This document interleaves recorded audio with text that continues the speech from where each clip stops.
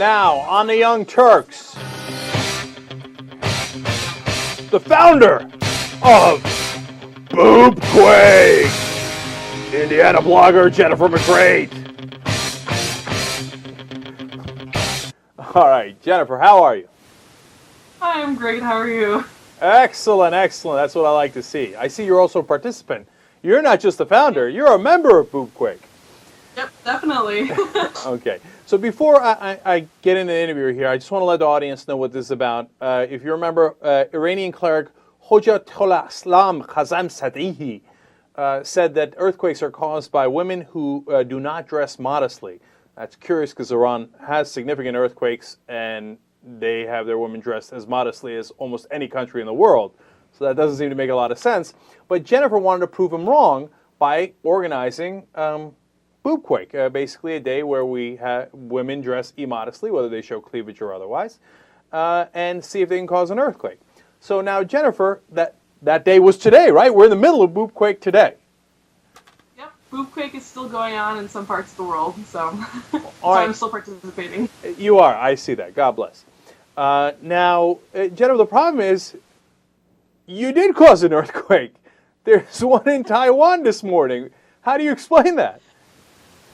Well, we're not looking just to see if we cause any earthquakes, because dozens of earthquakes occur every day. So we were trying to see if we actually increase the number or severity of earthquakes.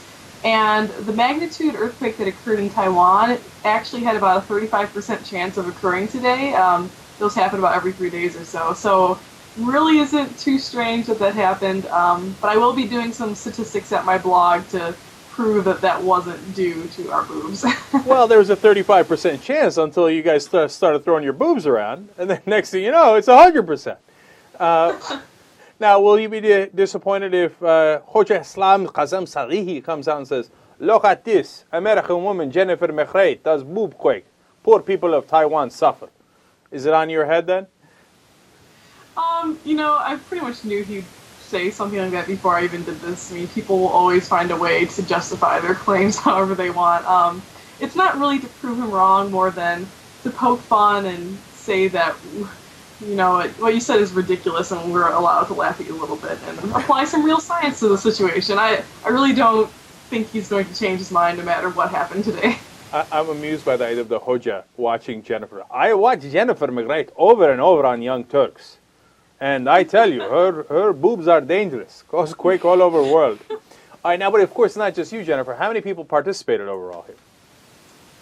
So the Facebook event had about 200,000 people who RSVP'd, but Wow. This has been getting a lot of crazy news coverage, so probably more people than that participated.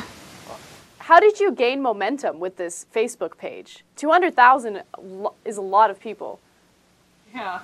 Well, I originally posted it to my blog, blaghag.com, and I had about 1,000 subscribers before this happened. So it was just meant to be a joke for my subscribers and my close friends, so I threw up the Facebook event, and people just started inviting other friends and tweeting about it, and I think it's a really good example of how social media can make something have a snowball effect like this. I really wasn't trying to advertise it in any way. I never thought it would turn into a giant movement or anything. So while walking the streets today, did you notice a significant number of women showing their boobannies? Well, at Purdue it was actually kind of cool today, so I think a lot of people were bundled up, unfortunately. But we did have a little gathering on campus, and some people brought funny signs, like one that looked like a Westboro Baptist Church sign that said "God hates boobs." That was pretty funny. So we had a good time. All right, Jennifer, I know that some feminists were also angry with you, not just the Iranian clerics. They say you should have done a brain quake instead. Oh, come on. Okay, I have my own thoughts on that, but go ahead.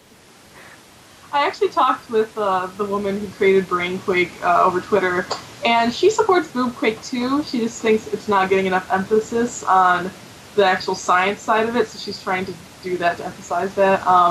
But, I actually am a scientist. I'm graduating in a week or so. I'm going to start my PhD in the fall, so I do have some brains. It's not just about the boobs.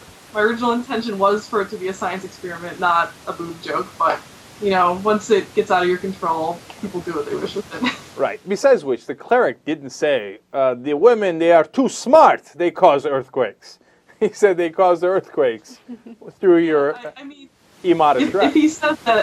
If he said that pork caused earthquakes, we would be celebrating bacon quake right now, which would have just gotten as popular, I think. But that's I don't know, man. I'd love bacon quick. I'm in for all of these. Sign me up. Okay. Now, by the way, since there was an earthquake in Taiwan today, I know it happens on a fairly regular basis, and I hear what you're saying on the science. But it seems to me, especially if you're going to be a scientist, that in order to have valid science, you have to repeat the experiment over and over. You see what I'm saying, Jennifer? A lot of people have been saying it to me, including some of my professors. For this experiment, I might include Mardi Gras or something like that in the statistics, but a lot of people seem to want to do this over and over again. I don't know if I want to be known as the Boobquake girl forever, but we'll see. I'm a little disturbed that your professors are into it, and they're encouraging you. On YouTube, they say you should do it every month. That's probably a bit much. But I think at least doing it once a year, National Boobquake Day every April 26th, I mean, that's got to make sense. Can we shake on that? I'll think about it.